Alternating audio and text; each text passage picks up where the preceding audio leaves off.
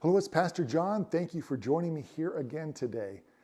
I was watching the news, as I'm sure you were yesterday, regarding the events, the very tense events happening in Washington, D.C., with the Congress grounds being stormed by Trump supporters in opposition of the certifying of the election. And boy, some tense situation there and some challenging things. If there's anything we learned about over the last few years, that's for sure, probably the last 4 or 5 years, is that this country is significantly changed, drastically changed. We seem to be on edge just about it with everything.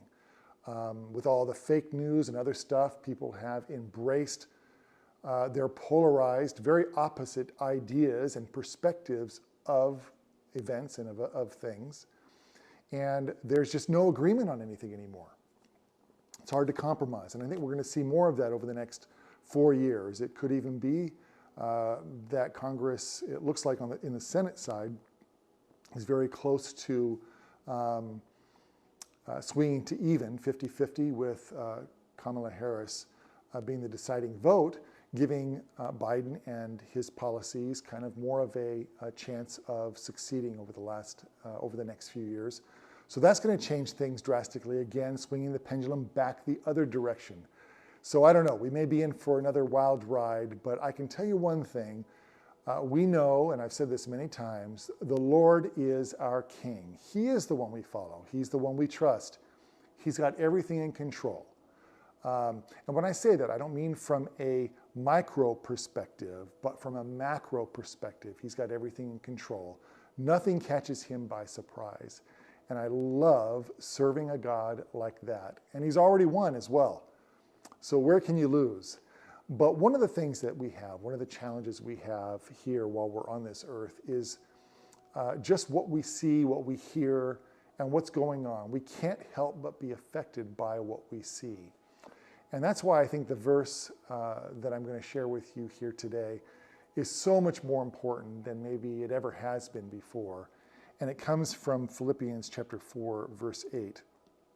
That's the Apostle Paul talking, and he says, "Finally, brethren, whatever things are true, whatever things are noble, whatever things are just, whatever things are pure, whatever things are lovely, whatever things are of good report, if there is any virtue, if there's anything praiseworthy, meditate on these things." I think King James Version says, think on these things. This is what should be consuming our thoughts. It comes from a renewed mind, Romans 12:2. We give ourselves over to not conformity to this world, but for the renewing of our mind by the Holy Spirit. God in us changing the way we think. And I think that we have a lot less anxiety. Our life is more positive and changed by thinking on good things and knowing that the Lord has everything in his hands anyway.